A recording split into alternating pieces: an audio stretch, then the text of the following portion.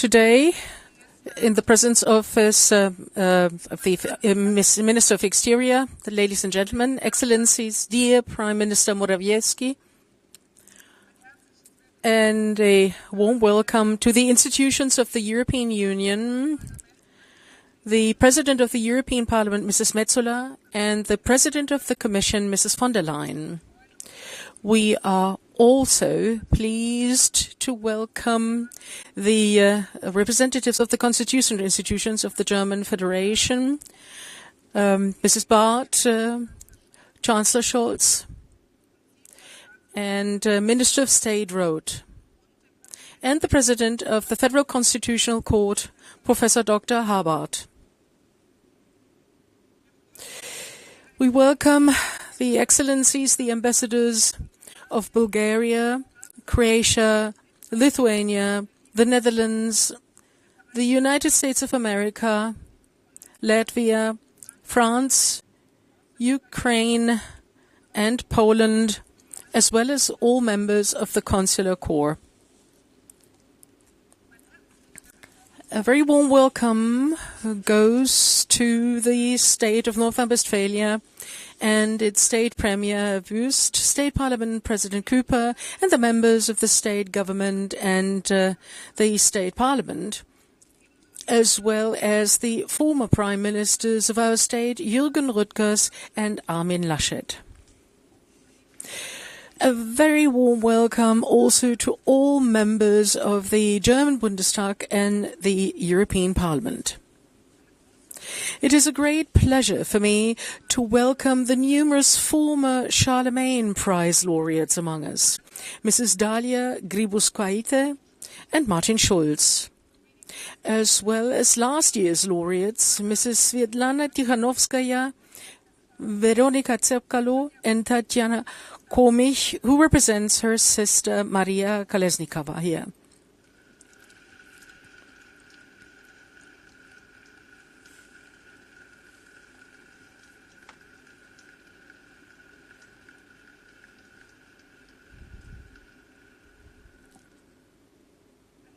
A warm welcome goes to the representatives of the churches and faith communities, and especially to the Ukrainian Nobel Peace Prize laureate Alexandra Matviichuk. Welcome to Aachen.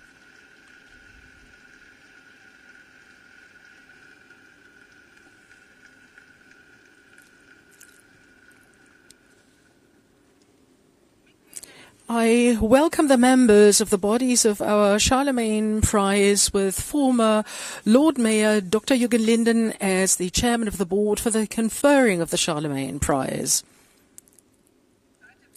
Since the attack on Ukraine in February 2022, which is in breach of international law, we have been talking in Europe about a turning point in time. The Ukrainian people, who have been fighting for their sovereignty since the end of the Soviet Union, who've always been clearly committed to the liberal and democratic values of the European Union, and who have been striving for membership in the European Union since the 1990s, are being hit hard by the consequences of this turning point.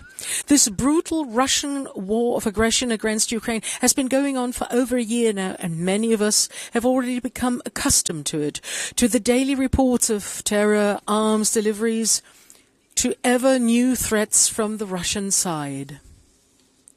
But as much as this news has become part of our everyday life, it remains our task to make sure that the people who are directly affected by this war are not forgotten. It is our duty to constantly remind ourselves that in our Europe, a whole people is being denied a life in peace and freedom. An entire generation is being deprived of his childhood, youth, opportunities and dreams. That is why we should remember, especially today, that there are individual destinies behind each of these horror stories.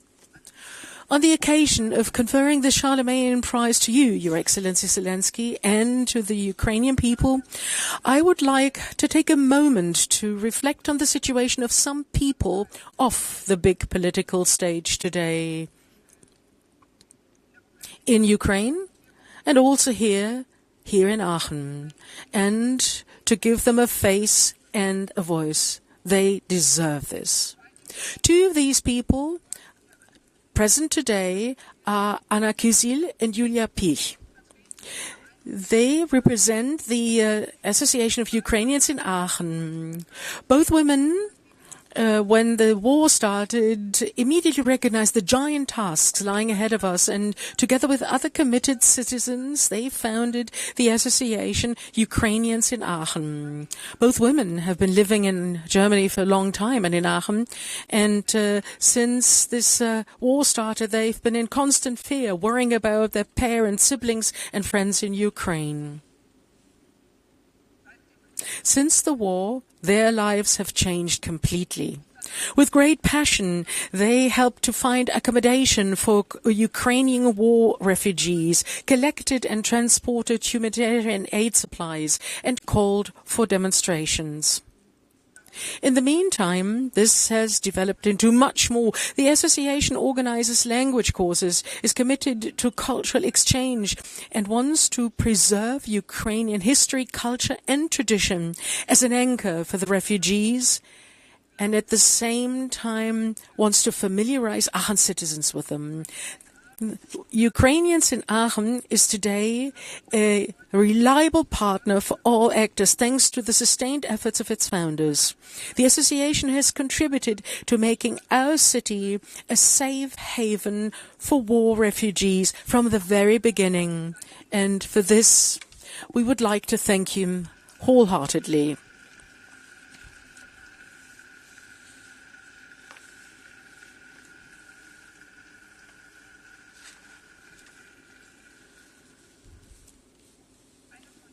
One of them is Julia Hryvniova. With her children and her husband, she was one of the first Ukrainian refugee families to come to Aachen, and I would also like to welcome her especially warmly today. The story of Julia Hryvniova and her family is representative of countless others. Forced to flee their homeland once before due to the annexation of Crimea in 2014, the family was able to build a new home and a new life in Bucha near Kyiv. Until history was repeating for them cruelly with Russia's renewed invasion. Once again, she and her children had to leave their home in a hurry. But already on the run, the next horrible news reached them. While trying to leave Bucha, which had been occupied in the meantime, the car of Julia's parents was shot at by Russian soldiers. Her mother died. Her father survived, seriously injured. And although Julia has experienced immeasurable suffering and her family's future prospects are still extremely uncertain, she has been tirelessly involved in humanitarian aid since her arrival in Aachen, and she advises people who want to flee Ukraine. Together with her sister Oksana, she founded the initiative Sokil in Ukraine, which evacuates old and disabled people from the front and has thus already helped many people to find a new home and to survive.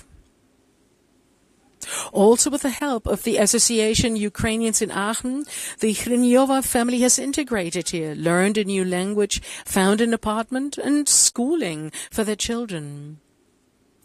However, her husband has returned to help on the ground. Like him, the entire family has not given up Ukraine. It is still their homeland to which they want to return. Many Ukrainians feel the same way as Julia Hryvniova and her family. Therefore, after providing immediate support from the beginning, it was our special task to offer the people, in addition to the said safe haven, perspectives beyond the war. This enables them to enjoy a life in freedom again, here with us or in their homeland. Together with countless organizations, initiatives, associations, and volunteers, we have created these perspectives and will continue to do so in future. Side by side and in direct exchange with the Ukrainians, be it on a local level, as just described, on a national and international level, or on a municipal level within the framework of the solidarity-based city partnership. We are currently building such a partnership with Chernihiv, a city in the north of Ukraine, which, in addition to its current population and infrastructure, has another parallel to Aachen. Albeit to the Aachen that the founding fathers of the Charlemagne Prize described in their proclamation of 1949, and they described it as follows. After 2 world wars in which the border situation of our city had a particularly detrimental effect, in which the honest efforts of several generations to overcome imaginary national antagonisms proved to be in vain, our city, which has sunk into ruins, is struggling for its right to live. Just as Aachen, back then, Chernihiv, is today to a large extent destroyed. Therefore, we enter into this partnership not only to express our unconditional solidarity in this way, but above all, to support Chernihiv and its inhabitants in their efforts to rebuild their city as a sustainable city and to make it their home again. Our concrete cooperation will start tomorrow with the representatives, and I'm so happy to have the Lord Mayor from Chernihiv amongst us.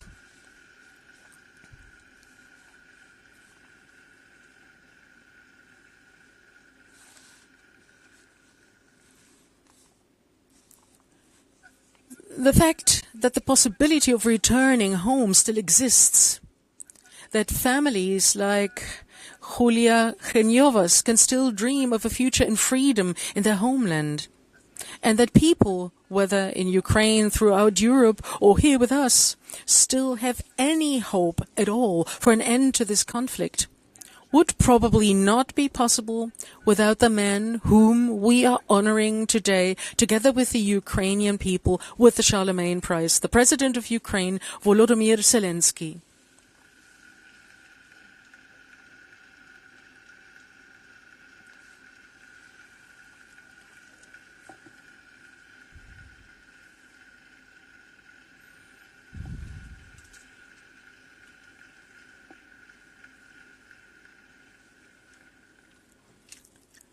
Zelensky shows courage, leadership, tactical sensitivity, and he demonstrates a new, clear and unambiguous political style.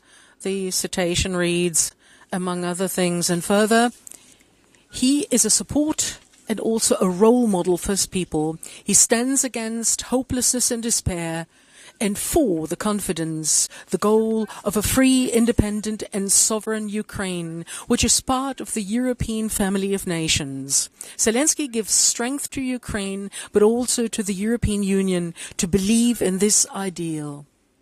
In this respect, he's also a role model for all Europeans to remember European ideals and values. All of you sitting here today, document by your presence that Europe can be relied upon. As I've just described, we are assuming our responsibility by preparing together for the time after.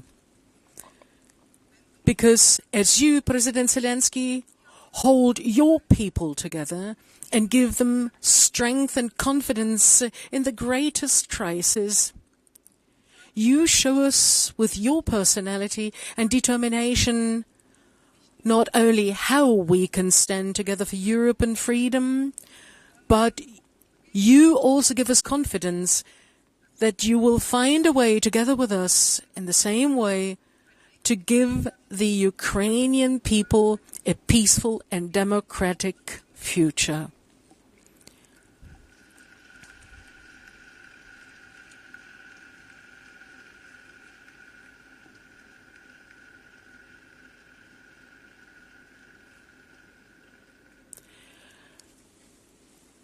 We stand by your side, by the side of the Ukrainian people.